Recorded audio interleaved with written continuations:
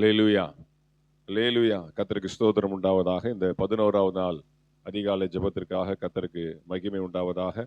இந்த 11ஆம் அதிகாரத்தை, யோவான் புஸ்தகம் 11ஆம் அதிகாரத்தை நாம் ஏகமாய் வாசித்தோம். கர்த்தர் இந்த நாளிலும் நமக்கு இதில் சில ஆழமான காரியங்களை வெளிப்படுத்துவாராக. அல்லேலூயா. வாசிங்க 28வது வசனம். 28வது வசனத்தை வாசிக்கலாம். இவைகளை சொன்ன பின்பு ஆ, அவள் போய் தன் ஆ, சகோதரியாகிய மரியாளை ரகசியமாய் அழைத்து, ஆ, போதகர் வந்திருக்கிறார், ஆ. உன்னை அழைக்கிறார் என்றாள். Jesus calls. அல்லேலூயா. உன்னை அழைக்கிறார். அல்லேலூயா. இயேசு உங்களை அழைக்கிறார். Praise the Lord. கர்த்தருக்கு ஸ்தோத்திரம். ஆனால் மார்த்தாளுக்கு எப்படி செய்தி வந்தது? வாசிங்க 20, 21. மார்த்தாள் இயேசுவினிடத்தில் வந்து, ஆ, ஆண்டவரே, நீர் 20, 21. இயேசு வருகிறார் என்று ஆ, மார்த்தாள் கேள்விப்பட்ட போது ஆ, அவருக்கு எதிர்கொண்டு போனாள். ம், மரியாளோ ம், வீட்டிலே உட்கார்ந்திருந்தாள். ஆ, மார்த்தாள் இயேசுவினிடத்தில் வந்து, ஆ, ஆண்டவரே, நீர் ம், இங்கே இருந்தீரானால் என் ம். சகோதரன் மரிக்க மாட்டான். அல்லேலூயா. மார்த்தாளுக்கு யாரும் போய் சொல்லல. அவளால் கேள்விப்பட்டாள். தனிப்பட்ட பர்சனலா அவளுக்கு சொல்லப்படல. ஆனால் அவள் கேள்விப்பட்ட உடனே அவள் வீட்டை விட்டு கிளம்பி போனாள். மரியாளோ வீட்டிலே இருந்தாள் அப்படின்னு சொல்லப்பட்டிருக்கு.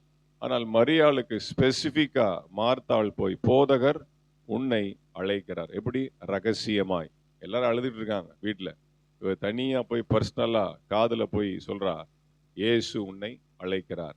அதை கேட்ட உடனே சொல்லப்பட்டிருக்கு, சீக்கிரமாய் உடனே அவள் என்ன பண்றா?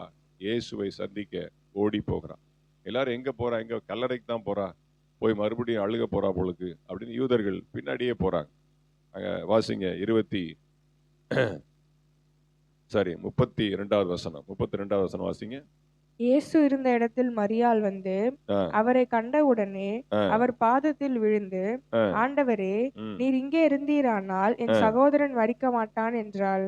இயேசு நம்மை அழைத்த உடனே நாம் செய்ய வேண்டியது என்னன்னா, அவள் அவரை கண்ட உடனே பாதத்தில் விழுந்து. ஆனா மார்த்தாள் அது செய்யல. போன உடனே புலம்பல் தான். நீங்க இங்க இருந்திருந்தீங்கன்னா என் தம்பி செத்து போயிருப்பானா?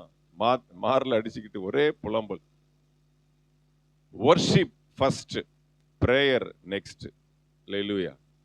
அவரை கண்டவுடனே அவள் அவருடைய பாதத்திலே விழுந்து. First you surrender. நீ அர்ப்பணி முதல்ல. அல்லேலூயா. உன்னுடைய தேவையெல்லாம் அப்புறம், உன்னுடைய புலம்பெல்லாம் அப்புறம். முதல்ல நீ உன்னை ஒப்பு கொடு. அவர் உன்னை அழைக்கிறார். அல்லேலூயா. உன்னை அழைத்ததின் நோக்கம் உண்டு. உன்னை அபிஷேகம் பண்ணதினுடைய ஒரு நோக்கம் உண்டு. அல்லேலூயா. முதல்ல நீ அவருக்கு ஆராதனை செய். அல்லேலூயா. பாதத்திலே விழுந்து அந்த பிள்ளை கர்த்தரை பணிந்து கொண்டது அப்படின்னு சொல்லப்பட்டிருக்கு. பணிந்து கொள்ளுதல் இங்கிலீஷ் பைபிள்ல வர்ஷிப் அப்படின்னு இருக்கு. அல்லேலூயா. சாமுவேல் என்கிற பிள்ளை கர்த்தரை பணிந்து கொண்டான் அப்படின்னு சொல்லப்பட்டிருக்கு. 3 வயசு 4 வயசு குழந்தை கர்த்தரை பணிந்து கொள்கிறது, ஆராதிக்கிறது.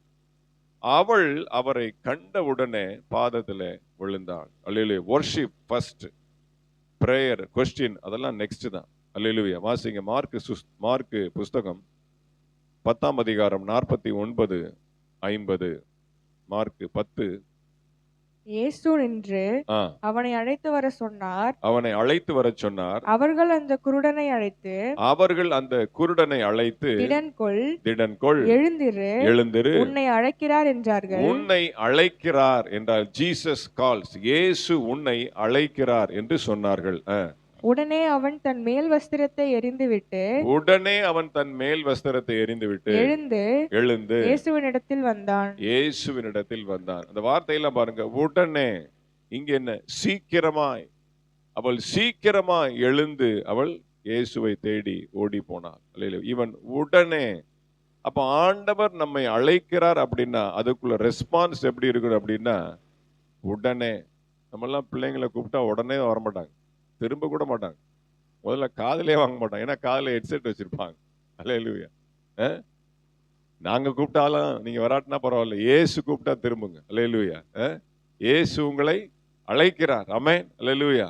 அவருடைய அழைப்பின் சத்தத்தை கேட்டா உடனே ஆவி, ஆத்மா, சரீரத்துல ஒரு ரியாக்ஷன் இருக்கணும். ஆமென். சும்மா அப்படியே ஜட மாதிரி இருக்கக்கூடாது. உடனே அவன் தன் மேல் வஸ்திரத்தை எரிந்து போட்டான். அல்லேலூயா. அப்படின்னு அர்த்தம் நமக்குள்ளே ஒரு மாற்றம் வரணும். அவர் என்னைய கூப்பிட்டார், இனி நான் பிச்சைக்காரன் அல்ல. அந்த பிச்சைக்கார வேஷத்தை என்ன பண்றான்? தூக்கி எறிகிறான். இனி நான் கோமான், கோடீஸ்வரன், நான் பணக்காரன், பிச்சைக்காரன் இல்ல. அவர் என்ன கூப்பிட்டார், ஐஸ்வர்ய பிரபு. அல்லேலூயா, ஆமென். ஷேக், எங்க பாஸ் சொல்லுவாரு, இயேசுக்கு ஷேக் அப்படிம்பாரு. அல்லேலூயா. அந்த மாதிரி அவர் என்னை அழைக்கிறார், நான் உடனே என்னுடைய வஸ்திரத்தை நான் களைந்து போட வேண்டும். அல்லேலூயா. போட்ல பேதுரு, யோவான்லாம் இருக்கிறாங்க. கடற்கரையில உயிர்த்தெழுந்த இயேசு கிறிஸ்து நிற்கிறார். அப்ப யோவான் சொல்லுகிறான், அதோ அவர் கர்த்தர். தூரத்துல இருந்து பார்த்து சொல்றான், அதோ அவர் கர்த்தர். அவர் கர்த்தர் என்று சொன்ன உடனே பேதுரு தன்னுடைய மேல் வஸ்திரத்தை தரித்து கொண்டான். அல்லேலூயா. இங்க வஸ்திரத்தை கலட்டுறான், அவன் வஸ்திரத்தை மாற்றான். அல்லேலூயா. ஏன்னா அவன் இழந்துட்டான், அந்த ரட்சிப்பின் வஸ்திரத்தை இழந்துட்டான், அவருடைய அழைப்பை இழந்துட்டான். உடனே அதை உணர்வு கொண்டு அவரை வெறும் உடம்போட போய் பார்க்க கூடாது அப்படின்னு என்ன பண்றான், ட்ரெஸ்ஸை போட்டுக்கிறான். அல்லேலூயா. இதான் எங்க பாஸ்டர் பைபிள் வாசிக்கும் போதோ ஜெபிக்கும் போதோ ஆண்கள் ஏதாவது ட்ரெஸ் போட்டுக்கணும். இப்போ வெயில் நேரம் ரொம்ப வெக்கையா இருக்குன்னு எல்லாத்தையும் நம்ம கழட்டி வெறும் லுங்கியை போட்டுக்கிட்டு இல்லை டவுசரை போட்டுட்டு நானே சில அப்படிதான் பண்றேன், அவ்வளோ வெக்கையா இருக்குன்னு. அதெல்லாம் சில சமயம் நினைச்சு பார்ப்பேன். எங்க பாஸ்டர் சொல்றது சில ஒழுங்குகள். அல்லேலூயா. வேதத்திற்கு, அவருடைய அழைப்புக்கு நமக்கு ஒரு ஒழுங்குகள் இருக்கிறது. அல்லேலூயா. கர்த்தருக்கு ஸ்தோத்திரம் உண்டாவதாக. அப்போ முதல்ல என்ன பண்ணணும், ஆண்டவர் அழைக்கும் போது நம்மை அர்ப்பணிக்க வேண்டும், நமக்குள்ளே ஒரு மாற்றம் உண்டாக வேண்டும்.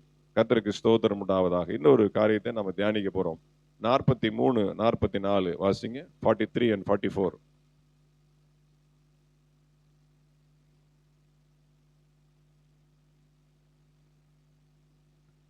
இவைகளை சொன்ன பின்பு லாசருவே, லாசருவே வெளியே வா என்று, வெளியே வா என்று உரத்த சத்தமாய் கூப்பிட்டார். உரத்த சத்தமாய் கூப்பிட்டார். அப்பொழுது மரித்தவன் வெளியே வந்தான். மரித்தவன் வெளியே வந்தான். அவன் கால்களும் கைகளும் பிரேத சீலைகளினால் கட்டப்பட்டிருந்தது, அவன் முகமும் சீலையால் சுற்றப்பட்டிருந்தது. இயேசு அவர்களை நோக்கி, இவனை கட்டவிழ்த்து விடுங்கள் என்றார். அல்லேலூயா. நல்லா கவனிங்க. ஆண்டவர் என்ன பண்ணார், இந்த கல்லறை வாசல்ல நின்று உரத்த சத்தமாய் லாசருவே வெளியே வா அப்படின்னு கூப்பிடுறார். உரத்த சத்தமாய் லாசருவே வெளியே வா அப்படின்னு பெயரை சொல்லி அழைக்கிறார். ஆண்டவர் பெயர் சொல்லி அழைக்கிற தேவன். அல்லேலூயா. ஆனா அடுத்த வசனம் என்ன சொல்லுது, அப்பொழுது மரித்தவன் வெளியே வந்தான். ஏன் லாசரு வெளியே வந்தான் சொல்லல? எல்லாம் கவனிச்சீங்களா அந்த வார்த்தையை? அது வேதம் பதிவு செய்கிறது. ஆண்டவர் சொல்லுகிறார் லாசருவே வெளியே வா அப்படிங்கிறார். ஆனால் வேதம் என்ன பதிவு செய்கிறது அப்படின்னா, மரித்தவன் வெளியே வந்தான், லாசரு வெளியே வந்தான் அப்படின்னு சொல்லப்படல. அது என்ன காரணம் அப்படின்னா, இன்னும் கட்டுகள் அவிழ்க்கப்படல, சீலையெல்லாம் முகத்தை சுத்தி இருக்கு, காதுல பஞ்சு வச்சிருக்கு, மூக்குல பஞ்சு வச்சிருக்கு, முகத்தெல்லாம் மூடி இருக்கிறாங்க, கையை காலெல்லாம் கட்டி வச்சிருக்கிறாங்க. அல்லேலூயா. அவனுக்கு ஜீவன் வந்தாலும், அவனுக்கு உயிர் வந்தாலும், அவனுடைய பல்ஸ் நார்மல் ஆனாலும், அவனுடைய உயிர் நாடி திரும்ப வந்தாலும் கட்டுகளோடு தான் அவன் இருக்கிறான். அல்லேலூயா. மரித்தவனாகத்தான் இருக்கிறான் உலகத்திற்கு.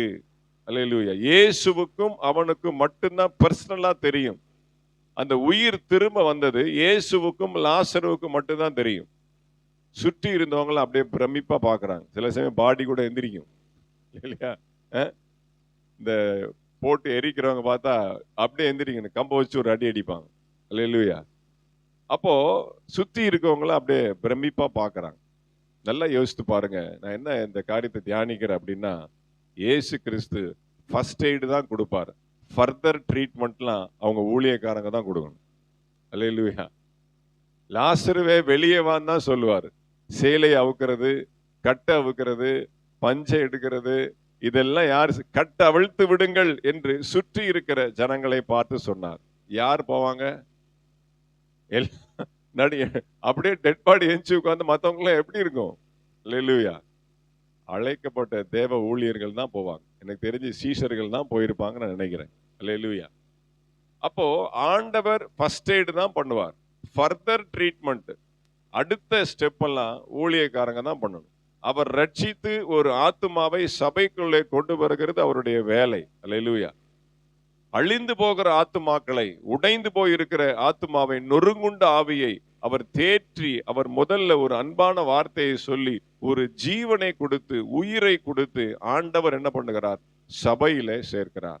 அடுத்த வேலை எல்லாமே அந்த கட்டை அவுக்கிறது, அவங்களுக்கு எல்லா காரியத்தையும் உபதேசிக்கிறது, அவங்களுடைய அந்தகார கட்டுகள், பாரம்பரிய கட்டுகள், அவங்களுடைய சிந்தையின் கட்டுகள், அவங்களுடைய பிற்போக்கான சிந்தைகள், இதை எல்லாம் கழட்டுவது தேவ மனிதர்கள், அழைக்கப்பட்ட தேவ ஊழியர்களுக்கு கொடுக்கப்பட்ட பொறுப்பு. அல்லேலூயா. அப்போ அதை சரியா செஞ்சாதான் மற்றவங்க என்ன பண்ண முடியும், உலகத்துல பாக்குற மாதிரி நிப்பாட்ட முடியும்.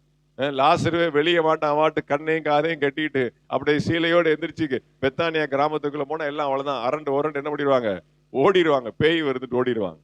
அப்போ ஆண்டவர் ஜீவனை கொடுக்கிறார், அவனுக்கு நல்ல ஒரு உருவத்தையும் நல்ல ஒரு ஷேப் பண்ணி அவனை சரி பண்ணி வஸ்திரம் தரித்தவனாய் அவனை அழகா உலகம் பார்க்கிற அளவுக்கு நிப்பாட்டக்கூடிய ஒரு மிகப்பெரிய பொறுப்பு தேவதாசர்களுக்கு இருக்கிறது. அதைத்தான் ஆண்டவர் எங்களுக்கு அந்த பொறுப்பை கொடுக்கிறார். என்னை நம்பி அவர் கொடுத்த பொறுப்பதனை அவர் வரும் வரை நான் காத்துக்கொள்வேன். அல்லேலூயா. Praise the Lord. கர்த்தருக்கு ஸ்தோத்திரம். வாசிங்க தானியேல் புஸ்தகம் 3வது அதிகாரம் 26வது வசனம். தானியேல் 3:26. அப்பொழுது நேபுகாத்நேச்சார் எரிகிற அக்கினி சூளையின் வாசலண்டைக்கு வந்து உன்னதமான தேவனுடைய தாசராகிய சாத்ராக் மேஷாக் ஆபேத்நேகோ என்பவர்களே நீங்கள் வெளியே வாருங்கள் என்றான். அப்பொழுது சாத்ராக் மேஷாக் ஆபேத்நேகோ என்பவர்கள் அக்கினியின் நடுவில் இருந்து வெளியே வந்தார்கள். அல்லேலூயா. இங்கே நம்ம அடுத்தடுத்து பார்க்க போற விஷயம் என்ன அப்படின்னா, ஆண்டவர் அற்புதம் செய்கிறார், லாசருவே வெளியே வா என்று சொல்லுகிறார். அதை ஏற்றுக்கொள்ளுகிற, அதை அடுத்த கட்ட வளர்ச்சிக்கு கொண்டு போகிற விசுவாசம் மனிதர்களுக்கு வேண்டும்.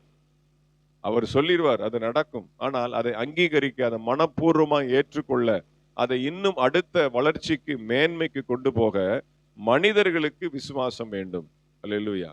அங்கே அந்த அக்கினி சூளையிலே மூவர் மத்தியிலே 4வதாக ஒரு நபர் உலாவுகிறதை நேபுகாத்நேச்சார் பார்த்தான். அல்லேலூயா. பார்த்து விட்டு அவன் சும்மா இருக்கவில்லை, ஒரு பெரிய ஒரு அறிவிப்பு கொடுக்கிறான். என்ன? நீங்க வெளியிலே வாருங்கள். அல்லேலூயா. அப்ப தேவ பிள்ளைகளாக, தேவ தாசர்களாக அவன் அங்கீகரித்து வெளியிலே வாருங்கள் அப்படிங்கிறான். தூக்கி உள்ள போடுறதுக்கு மட்டும் ஆள் வேணும், வெளியில வர்றதுக்கு அவங்களாதான் வந்த. they come out of their own. வெளியே வந்தார்கள். அல்லேலூயா. லாசருவே வெளியே வா. அப்ப அவன் முதல்ல வெளியில வரணும். வெளியில வந்தாதான் என்ன பண்ணுவாங்க, அவன் எந்திரிச்சு நடக்கணும், அந்த வார்த்தையை விசுவாசிக்கணும். அந்த வார்த்தைக்குள்ள ஜீவன் இருக்கு, அது ஜீவனுள்ள வார்த்தை. அவருடைய அழைப்பின் சத்தத்துல ஒரு ஜீவன் இருக்கு. அவன் பர்சனலா வெளியில வரணும். அப்பனாதான் என்ன பண்ணுவாங்க, சீலையெல்லாம் வைப்பாங்க, கட்டெல்லாம் வைப்பாங்க. அல்லேலூயா. அவன் கேட்டுட்டு அப்படியே பேசாம படுத்துக்கிட்டே இருந்தானா, அல்லேலூயா, உயிர் வந்திருக்கும். ஆனா எந்திரிக்க முடியும், அப்படியே உட்கார்ந்து இருந்தானா. அப்ப அது ஜீவனும் வல்லமையும் கணுக்களை அப்படி என்னது ஆராய்ந்து அறியக்கூடிய ஒரு வார்த்தை, அது வேர் அறுக்கக்கூடிய வார்த்தை. அல்லேலூயா. அவன் வெளியே வந்தான். அப்போ பாருங்க, நேபுகாத்நேச்சார் சொல்றான், நீங்கள் வெளியே வாருங்கள். அல்லேலூயா. வெளியே வந்தாதான் இவங்களுக்கு என்ன பண்ண முடியும், அற்புதம் முழுமை அடையும். அவங்க இயேசுநாதர் கூட இருக்கார், நாங்க இங்கேயே இருக்கிறோம், ஜாலியா இருக்கு அப்படின்னு சொல்லி உள்ளே விளையாடிக்கிட்டே இருந்தாங்கன்னா, அல்லேலூயா, வெளியே வந்தாங்க. வெளியில வந்ததுக்கு அப்புறம் என்ன நடந்தது அப்படின்னா, இங்க இவனுக்கு ஆப்போசிட். அல்லேலூயா. இவனுக்கு எல்லாம் கலட்ட வேண்டியிருந்தது. ஆனா அவங்களுக்கு என்ன அப்படின்னா, தலை மயிர் கூட கருகல. நிஜார் ஆகிலும் போடப்பட்டிருந்த வஸ்திரம் ஆகிலும் தலை மயிராயிலும் ஒன்று கூட கருகி போகவே இல்லை. அது எப்ப தெரியும்? வெளியில வந்தாதான் தெரியும். வெளியில வந்தாதான் அது எல்லாருக்கும் ஆச்சரியமா இருக்கும். ஒருவேளை அது புரியாது, உள்ள ஏதோ நடந்திருக்கு, ஏதோ சம்திங் ராங், எரிய வச்சதுல ஏதோ மிஸ்டேக்கு, சட்டியில் ஏதோ மிஸ்டேக்கு, எண்ணெயில ஏதோ மிஸ்டேக்கு, ஏதாவது என்ன பண்ணுவாங்க, இட்டுக்கட்டி சொல்லிடுவாங்க. வெளியில வந்து பார்த்தா தலை மயிராகிலும் கருகி போகவில்லை. அல்லேலூயா. அப்ப ஆண்டவருடைய அற்புதத்தை அடுத்த கட்ட வளர்ச்சிக்கு கொண்டு போகணும் அப்படின்னா நாம இறங்கி செயல்படணும், வெளியில வரணும். அல்லேலூயா. நாம 4 பேருக்கு சொல்லணும், வெளியில காண்பிக்கணும், எக்ஸ்போஸ் பண்ணணும். அல்லேலூயா. அடுத்து வாசிங்க தானியேல் புஸ்தகம் 6வது அதிகாரம் 20வது வசனம். தானியேல் 6:20. ராஜா கெபின் கிட்ட வந்தபோது துயர சத்தமாய் தானியேலை கூப்பிட்டு, தானியேலே, ஜீவனுள்ள தேவனுடைய தாசனே, நீ இடைவிடாமல் ஆராதிக்கிற உன் தேவன் உன்னை சிங்கங்களுக்கு தப்புவிக்க வல்லவராய் இருந்தாரா என்று தானியேலை கேட்டான். ஆண்டவர் லாசருடைய கல்லறையின் வாசல்ல நின்று உரத்த சத்தமாய், எப்படி எல்லாருக்கும் கேட்கிற மாதிரி உரத்த சத்தமாய், லாசருவே வெளியே வா என்றார். ஆனால் தரியு ராஜா சிங்கக்கபி வாசல்ல போய் நின்று சொல்லப்பட்டிருக்கு, துயர சத்தமாய், துயர சத்தமாய், தானியேலே வெளியில வா. பாருங்க, வேற யாரும் கேட்டக்கூடாது, தானியேலுக்கு மட்டும் பர்சனலா கேட்டா போதும். நம்ம என்ன நம்ம தியானிக்கிறோம்? மனிதர்களுடைய விசுவாசம். அல்லேலூயா. அப்போ அந்த தரியு ராஜாக்கு ஒரு விசுவாசம் இருக்கு. எப்ப சிங்கம்லாம் 10 நாள் 15 நாள் சாப்பிடாம கொலை பசியா இருக்கு. அந்த கொலை பசியா இருக்கிற சிங்க கொகையில தூக்கி ஒரு மனுஷனை உள்ள போட்டுக்கிறாங்க. ஒரு நாள் நைட்டு ஆயிடுச்சு, மறுநாள் காலமே அதிகாலமே எழுந்திருந்து ராஜா என்ன பண்றாரு? அப்படியே ஓடுறாரு அந்த சிங்க கபிக்கு நேரா. ஓடி துயர சத்தமாய், நீ இடைவிடாமல் ஆராதிக்கிற உன் தேவன் உன்னை சிங்கங்களுடைய வாய்களுக்கு தப்புவிக்க வல்லவராய் இருந்தாரா? எஸ், இருந்தார். அமேன். பதில் அங்கிருந்து வருது. அப்ப அவருக்குள்ள ஒரு விசுவாசம் பாருங்க. அவர் அரண்மனையில உட்கார்ந்து, அப்பா அவன் நேரம் முடிஞ்சிருக்கும், எல்லா ஆள் உள்ள இறங்கி என்னன்னு பாருங்கல்ல, கயிறு விட்டு இறக்க, எப்படியா டெட் பாடிய வெளியில கொண்டு வாங்க. அதுதானே எல்லா இயற்கை, அதானே சகஜமா செய்ய வேண்டிய. இத்தனை நாள் என்ன பண்ணிருக்கிறான்? அவன் நல்ல இந்த பாபிலோன் சாம்ராஜ்யத்துல ஒரு கவர்னரா இருந்திருக்கிறான், ஒரு பிரதான அதிபதியா இருந்திருக்கிறான். அவனை அரசு மரியாதையோட 21 குண்டுகள் முழங்க என்ன பண்ணணும்? அவனை அடக்க பண்ணணும், பாடியை வெளியில எடுங்க. அதுதான் ஒரு சராசரி அரசாங்கம் செய்யக்கூடிய வேலை இல்ல. அவனுக்குள்ள ஒரு பர்சனல் ஃபெய்த், தனிப்பட்ட ஒரு விசுவாசம் அவனுக்குள்ள இருந்து. இல்ல, அவன் ஜெபிக்கிற மனுஷன், அந்த ஜெபிக்கிற மனுஷனுக்கு அந்த கடவுள் நிச்சயமா ஒரு அற்புதம் செய்திருப்பார் என்று சொல்லி அவன் பர்சனலா எந்திரிச்சு ஓடுறான். அல்லேலூயா. அரசாணை பிறப்பிக்க வேண்டிய ராஜா அந்த சிங்க கெபியினுடைய வாசல்ல போய் துயர சத்தமாய், அல்லேலூயா, தானியேலே வெளியே வா. ஆமென். வாயில சொல்லாட்டினாலும் மனசு சொல்லுது, அவன் உள்ள இருப்பான், வெளியில வந்துருவான். அல்லேலூயா. லாசருவே வெளியே வா. ஷாத்ராக் மேஷாக் ஆபேத்நேகோவே வெளியே வாருங்கள். கர்த்தர் உங்களை நடத்தினதை, கர்த்தர் உங்களோடு கூட இருந்ததை வெளியில வந்து காண்பீங்க, ஜனங்கள் பார்க்கட்டும். அல்லேலூயா. அவங்களுக்குள்ள அந்த பர்சனல் விசுவாசத்தை என்ன பண்றாங்க? பறைசாற்ற விரும்புகிறாங்க. அது பிரதிபலிக்க, அது இன்னும் அடுத்த கட்டத்திற்கு போக அவர்கள் இன்னும் அதிக முனைப்போடு செயல்படுகிறாங்க. அல்லேலூயா. இன்னொரு மனுஷனுடைய விசுவாசத்தை பார்த்தீங்கன்னா ரொம்ப ஆச்சரியமா இருக்கும். வாசிங்க, மார்க் சுவிசேஷம் 15வது அதிகாரம் 44வது வசனம். மார்க் 15. அவர் இத்தனை சீக்கிரத்தில் மரித்து போனாரா என்று பிலாத்து ஆச்சரியப்பட்டு நூற்றுக்கு அதிபதியை அழைப்பித்து அவர் இதற்குள்ளே மரித்தது நிச்சயமா என்று கேட்டான். பிலாத்துக்கு ஆணித்தனமா ஒரு நம்பிக்கை உண்டு, இயேசு மரிக்க மாட்டார். அல்லேலூயா. அவர் உயிர் போகாது. அல்லேலூயா. என் வைஃப் சொல்லிருச்சு, யார் சொன்னாலும் இல்லையோ, என் வைஃப் சொல்லிருச்சு. அல்லேலூயா. அவர் நீதிமான், அவர் நீதிபரர், அவருக்கு ஒரு கேடும் வரக்கூடாது. எனக்கு யாரை பத்தி எனக்கு தெரியாது, என் பொண்டாட்டி சொல்லிட்டா. அல்லேலூயா. ஆமென். என்ன ஒரு விசுவாசம் பாருங்க. இங்க இருந்து ஒரு ஆளை அனுப்புறான், ஒரு போர் சேவகனை அனுப்புகிறான். அவர் மரித்துட்டாரா என்று சொல்லி, நீ செக் பண்ணிட்டு வா, நான் சர்டிபிகேட்ல கையெழுத்து போடணும், டெத் சர்டிபிகேட்ல சைன் பண்ணணும். அல்லேலூயா. போய் அனுப்புறான். அவனுக்குள்ள ஒரு நம்பிக்கை, அவன் நெகட்டிவா தான் சொல்லுவான், எனக்கு பாசிட்டிவா தான் இருக்கும். அவர் உயிரோட தான் இருக்கிறாரு, அவர் சிலுவையிலிருந்து இறக்கணும், மறுபடியும் அவர் காயத்தெல்லாம் கழுவணும், அவருக்கு ஜீவன் இருக்கு அப்படின்னு சொல்லி இவனுக்குள்ள. அவர் இத்தனை சீக்கிரமாய் மரித்து போனாரா? மறுபடியும் கேட்கிறான். அல்லேலூயா.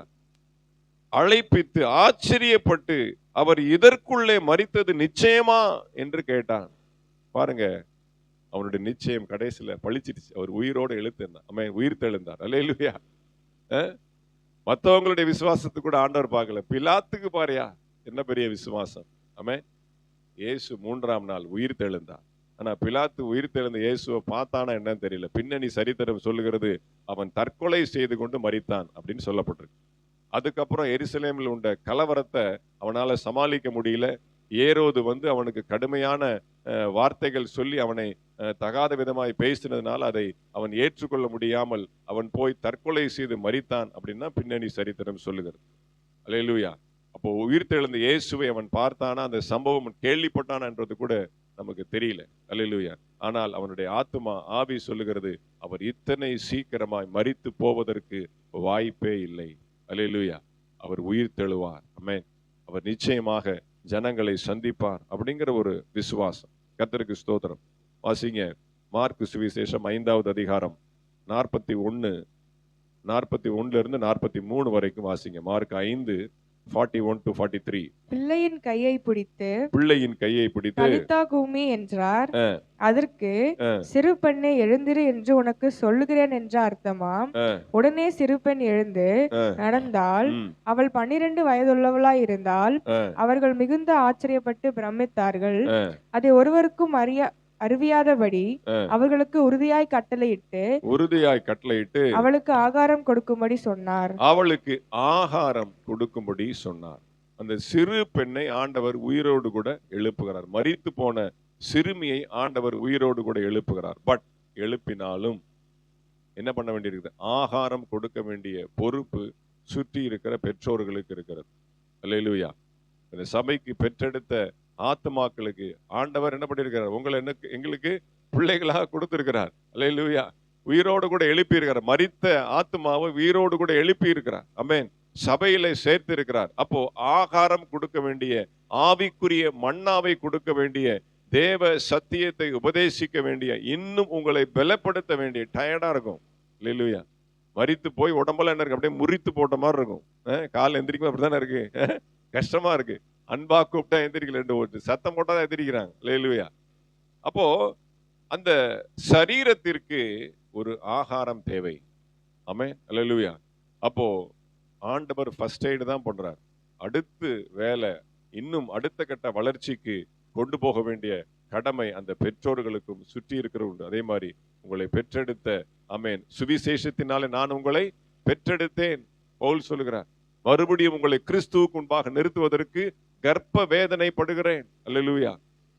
Praise the Lord. அப்போ உங்களுக்கு ஆகாரம் கொடுக்க வேண்டியது, போஷிக்க வேண்டியது தேவதாசர்களாகிய எங்களுடைய கடமை. வாசிங்க லூக்கா சுவிசேஷம் 10வது அதிகாரம் 34வது வசனம். லூக்கா 10:34. கிட்ட வந்து அவனுடைய காயங்களில் எண்ணெயும் திராட்சரசமும் வார்த்து காயங்களை கட்டி அவனை தன் சுய வாகனத்தில் மேல் ஏற்றி சத்திரத்துக்கு கொண்டு போய் அவனை பராமரித்தான். Very simple. ஃபர்ஸ்ட் எய்டு பண்றார். ஆமென்.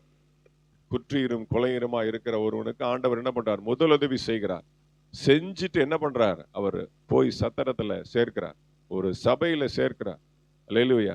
அந்த சத்திரத்தானுடைய பொறுப்பு தான் அவனை இன்னும் தேற்றி கொண்டு வரணும். அந்த 2 காசு பைபிள், பழைய ஏற்பாடு புதிய ஏற்பாடு.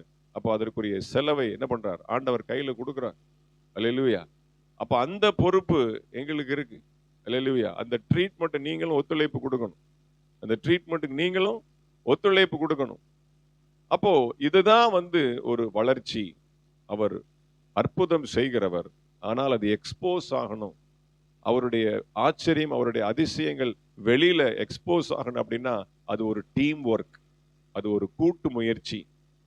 நாமெல்லாம் அதுல இணைந்து செயல்பட்டாதான் இந்த சபையினுடைய அற்புதங்கள் வெளியில தெரியும். ஆமென். கர்த்தருக்கு ஸ்தோத்திரம் உண்டாவதா. கடைசியா வாசிங்க அப்போஸ்தலர் நடபடிகள் 14வது அதிகாரம் 19-20. அப்போஸ்தலர் 14:19-20.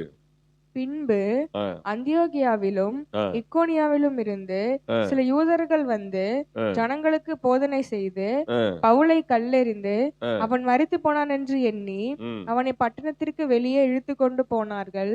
சீஷர்கள் அவனை சூழ்ந்து நிற்கையில் அவன் எழுந்து பட்டணத்திற்குள் பிரவேசித்தான். மறுநாளில் பர்னபாவுடனே கூட தெர்பைக்கு புறப்பட்டு போனான். அல்லேலூயா. அப்ப பவுல் அந்தியோகியா பட்டணத்துல யூதர்களுடைய எதிர்ப்புகள் மத்தியில கல்லெறிந்து சொல்லப்பட்டிருக்கு, சாவடி அடிச்சிட்டாங்க. சொல்றாங்கல்ல சென்னை பாஷையில, சாவடி அடிக்கிறான். அவன் மரித்து போனான் என்று எண்ணி, அவன் மரித்து, இனிமேல் அவன் அடிக்கிறதுக்கு உடம்புல ஒன்றும் இல்லை. அவன் ஆல்மோஸ்ட் டெட். இனி விட்டா அவ்வளவுதான், இன்னும் கொஞ்ச நேரத்துல உயிர் போயிடும். அவன் மரித்து போனான் என்று எண்ணி என்ன பண்ணான்? ஊருக்குள்ள சாவோட பாளையத்திற்கு புறம், அப்ப கூட பாருங்க நியாயப்பிரமாணத்தை கடைபிடிக்கிறான். அல்லேலூயா. பாளையத்திற்கு புறம்பே தான் ஒருத்தன் அடிக்கப்படணும். இயேசு சிலுவையில் அடிக்கும்போது என்ன பண்றாங்க? பாளையத்துக்கு புறம்பே, ஊருக்கு வெளியில தான் போய் அடிக்கிறாங்க. எல்லா கொலையும் வெளியில தான் நடக்கணும். உயிர் போனா வெளியில தான் போகணும், ஊருக்குள்ள போக கூடாது. அல்லேலூயா. அப்ப கூட பாருங்க அவ்வளவு பெர்ஃபெக்ட்டா இருக்கிறாங்க பைபிள்ல. Price the Lord. அவன் மரித்து போனான் என்று எண்ணி அவன் என்ன பண்றாங்க? ஊருக்கு வெளியே கொண்டு போய் விட்டார்கள். அல்லேலூயா. ஒரு ஊழியம் மரித்து போன மாதிரி தான் இருக்கு. ஒரு ஊழியத்தை அப்படியே சாவடி அடிச்ச மாதிரி தான் இருக்கு. யார் அடிச்சாங்கன்னு தெரியல. அது என்ன பண்ணலாம்? தூக்கி வெளில ஓரமா வச்சிடலாமா அப்படின்னு ஒரு எண்ணம். அப்ப என்ன பண்றோம்? கூப்பிடுறோம். சீஷர்கள் சூழ நின்று, நேத்து இருக்கிற 2 சீஷர் தான், வாங்க அந்த ஊழியத்தை சுத்தி நிப்போம், என்ன பண்ணலாம்? ஆமென். அல்லேலூயா. இப்ப சீஷர்கள் சூழ்ந்து நிற்கும் பொழுது அந்த ஊழியம் மறுபடியும் எந்திரிக்குது. ஆமென். அல்லேலூயா. அதான் விசுவாசம். கர்த்தருக்கு ஸ்தோத்திரம். அது மரித்து போயிடுச்சு அப்படின்னு சொல்லி சீஷர்கள் என்ன பண்ண? அவங்க இடத்துக்கு அவங்க போகலாம். அவ்வளவுதான், அடிச்சுட்டாங்க. பவுல் காலி. இனி அடுத்து யாரு? தீமோத்தி எழுப்புவோமா? இல்ல வேற யார் பவுல் ஸ்தானத்துல யாரை கொண்டு வரலாம்? யாரை நிக்க வைக்கலாம்? அப்படி போகல அவங்க. அல்லேலூயா. போறாங்க. they are going towards boundary of the city. அல்லேலூயா. போய் சுத்தி நிக்கிறாங்க. ஆமென். அல்லேலூயா. அவங்களுக்குள்ள ஒரு விசுவாசம், பவுல் சாக மாட்டான். ஆமென். அந்த ஊழியம் சாகாது, அந்த ஊழியம் வரும், அந்த ஊழியத்துல இன்னும் ஜீவன் இருக்கிறது. ஆமென். நாம் சூழ்ந்து நிற்போம். அல்லேலூயா. ஏதாவது ஒரு முயற்சி எடுப்போம். ஆமென். அல்லேலூயா. மரித்து போனான் என்று எண்ண வேண்டாம். இன்னும் சுவாசம் இருக்கிறது, இன்னும் பல்ஸ் ஓடுது, இன்னும் நாடி துடிப்பு இருக்கு. அல்லேலூயா. இன்னும் ஒரு 2 பேர் வராங்க, ஏதாவது செய்யலாம். இன்னும் எனக்கு மனசு இல்லை, வாய் சொல்லிட்டாலும் அதை செயல்பட எனக்கு மனசு இல்லை. அல்லேலூயா. Praise the Lord. சீஷர்கள் சூழ்ந்து நிற்கையில் பவுல் எழுந்து, ஆமென், அவனுக்குள்ள ஒரு நம்பிக்கை வருது. பாரு, நான் செத்துட்டேன்னு என்னுடைய சீஷர்கள் நினைக்கல. சுத்தி வந்துட்டாங்க. சுத்தி 4 பேர் நிற்கும் போது ஆட்டோமேட்டிக்கா ஒரு பூஸ்ட் வந்துடும், ஒரு உற்சாகம் வந்துடும். ஆஹா அப்படின்னு சொல்லி ஒரு மருந்து வைக்கல, ஒரு காயம் கட்டல, ஒண்ணுமே பண்ணல. அல்லேலூயா. அந்த அடி அடிச்சிருக்கிறாங்க, சாவடி அடிச்சிருக்கிறாங்க.